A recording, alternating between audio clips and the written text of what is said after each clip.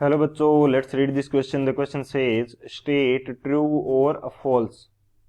The angle of incidence is 40 degree, then glance angle of incidence is 50 degree. तो इस question के अंदर हमें दे रखा है कि यदि एंगल ऑफ इंसिडेंस 40 डिग्री है तो ग्लांस एंगल क्या है, ग्लांस एंगल ऑफ इंसिडेंस जो है वो हमारे पास 50 डिग्री होगा। तो बात करते हैं की कंसेप्ट की। की कंसेप्ट की यदि बात करें इस क्वेश्चन के लिए, की कंसेप्ट, तो की कंसेप्ट में हम देखेंगे कि ग्लांस एंगल ऑफ इंसिडेंस हमारे पास क्या होता है।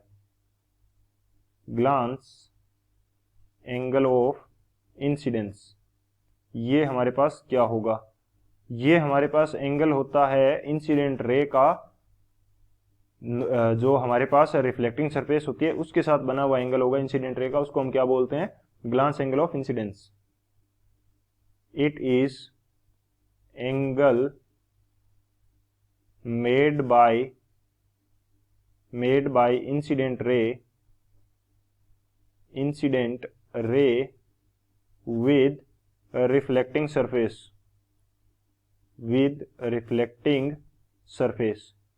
रिफ्लेक्टिंग सरफेस के साथ जो एंगल बनता है उसको हम क्या बोलते हैं, इंसिडेंट रे का ग्लांस एंगल ऑफ इंसिडेंस। जैसे एग्जांपल की यदि बात करें तो ये मेरे पास मैं मान लेता हूं कि रिफ्लेक्टिंग सरफेस है। यदि इसके लिए नॉर्मल ड्रॉ करता हूं तो इसके परपेंडिकुलर सरफेस की क्या हो जाएगा, नॉर्मल। अब यदि कोई लाइट रे हमारे पास कुछ इस तरह से इंसिडेंस हो रही है तो यहाँ पे जो एंगल होगा ये आई एंगल, ये हमारे पास क्या हो जाएगा, एंगल ऑफ इंसिडेंस।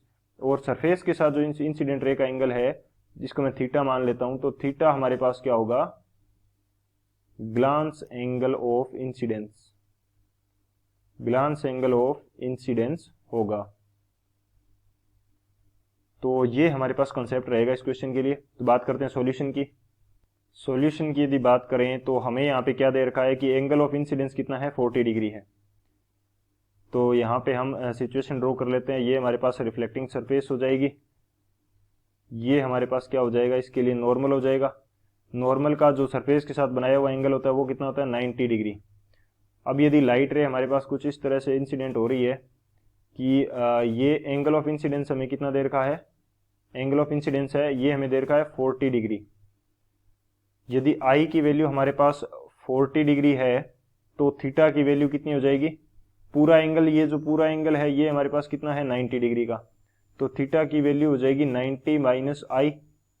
तो 90 डिग्री माइनस 40 डिग्री ये हमारे पास कितना आएगा, थीटा की वैल्यू आ जाएगी 50 डिग्री। सो हमारे पास ग्लांस एंगल की वैल्यू कितनी आ जाएगी, 50 डिग्री आ जाएगी। तो ये जो स्टेटमेंट है हमारा ये क्या है, ट्रू है। ग्लांस एंगल ऑफ इंसिडेंस हमारे पास कितना है, 50 डिग्री का एंगल है। सो ये एंगल हमारा है 50 degree. So this is the final answer. I hope you understood it well. Best of luck. Thank you.